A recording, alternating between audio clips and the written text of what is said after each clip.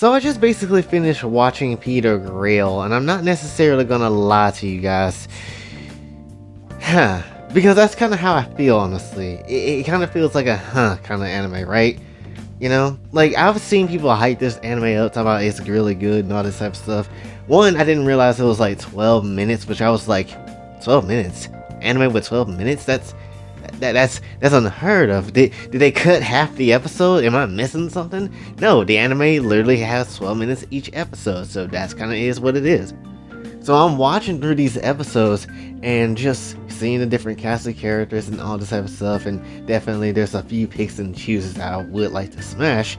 But at the same time, while I was like middle of the way watching it, or at least at the end, I was like, is it me? Or is this shit just like an isekai version of Rent a Girlfriend? Can I be honest with you? Like, yes, it has a lot more better stuff than, you know, Rent a Girlfriend could ever have, honestly. Which is not a high bar to honestly pass. But still, it feels like that's what it kind of is. An NTR Rent a Girlfriend isekai. That's literally what it feels like. I'm not necessarily gonna lie. Like, I'll be perfectly honest with you. The story, it's just like, oh, Peter Grill, the strongest asshole in the freaking land, honestly, on the damn planet. Best dude out here, with an ass. Also gonna take Lavilia's hand in marriage. Problem is, everybody coming through, they trying to get his seed because they want a strong offspring. And that's basically the entire show.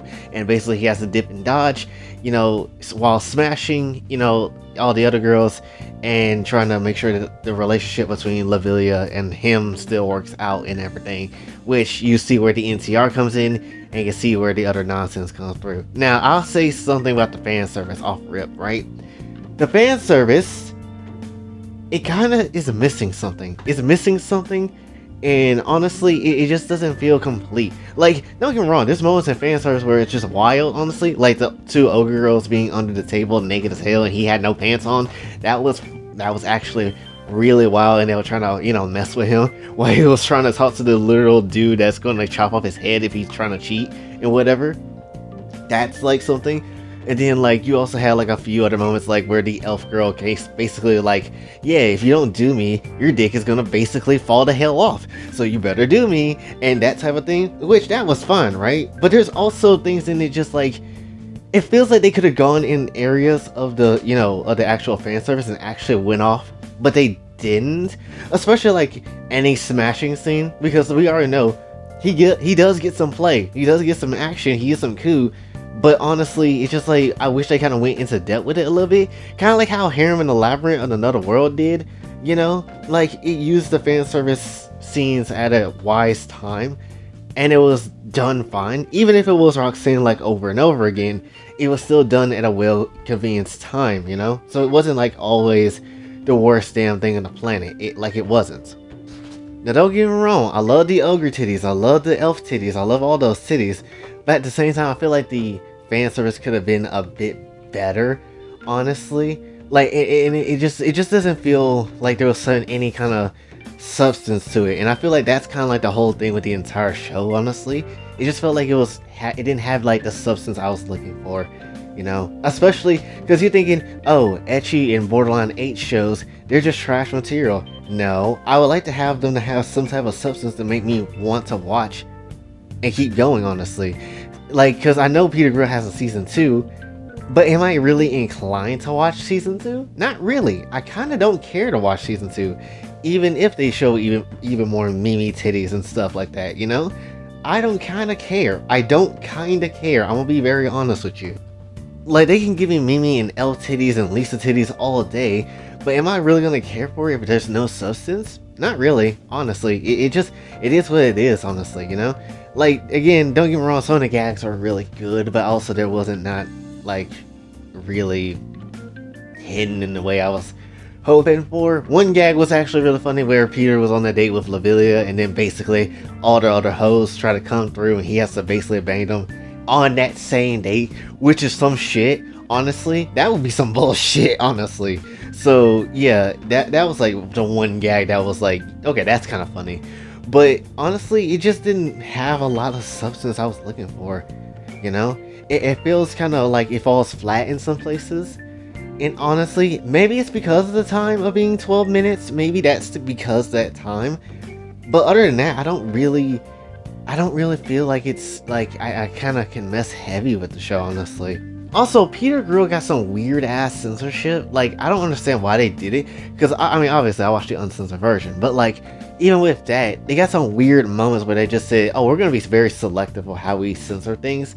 Even in the uncensored version. Even though, why are you censoring in the uncensored version, first of all? Because that shouldn't be a thing.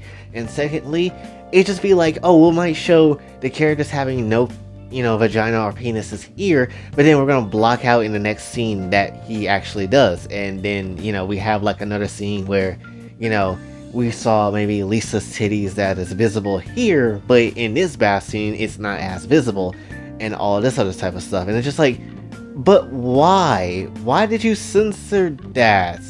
Again, in an uncensored version, it really shouldn't be censored in the first damn place, but why did you censor your own thing? That is very weird.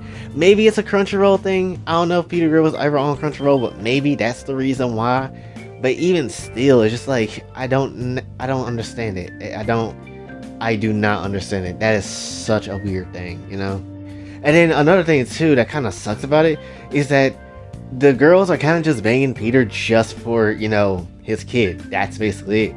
Honestly, we don't even have any idea if they actually even like this guy or not, like genuinely actually like this guy. Oh, outside of him being strong as shit. That's literally the other reason, because it's like, yeah, you can have him go basically smash all these women, but at the same time, it's kind of like they're kind of pointless outside of maybe just them being there, but that's about it, because it's just like, if you're not gonna be a love interest or anything like that, then what's kind of the point of you being there, except you just want some dick? That's about it. A harem can only work, I feel like, when they, want to do things with the character because they like that character, Even if the most trash harem anime come through and they don't make any kind of sense on why they like the main character, at least it gives you a kind of a bit of substance or something to make you care for the girls and be like, damn, I hope X get that guy, or like, damn, I want to see more of her, or something like that,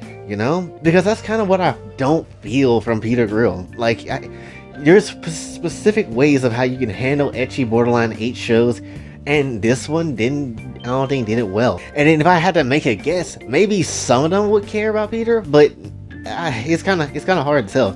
Mimi will probably care a little bit. Lisa probably don't care at all. Elf Chick will maybe slightly care. Piglet will probably care, even though she just wants basically Peter just to have a kid just so she can kill her enemies for whatever reason. But that's about it, honestly. Like, there's not really much, again, substance to these characters, because they either want them for their own uses or political means, and that's kind of it, right? And that's kind of like the whole thing that was kind of throwing me off. So, and like, I guess I was entertained watching it, but it was just like, I kind of wish there was more here. If I would at least give you my top 5 chicks in the entire show, it will be Mimi, number 1. It will be the elf chick, number 2. It will possibly be Michi, the girl that ended up falling with, the other ogre dude that, at the end of the season 1. So yeah, because also she has fat ass titties, and I'm thinking she was flat the entire time. Holy shit. But that shit caught me way off guard, alright? So yes, I want Michi. I know she's irrelevant to the damn show, even more irrelevant than the other girls, but at least she likes some damn body. So give me something of that, please. So yes, I definitely would like to have Michi.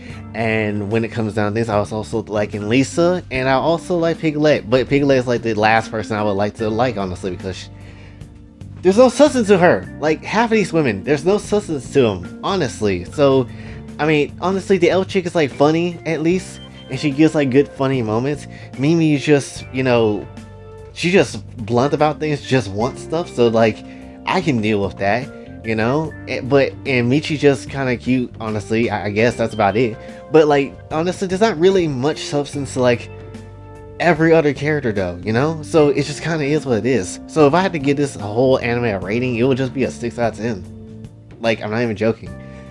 That's kind of how, quite literally, I feel about this, honestly.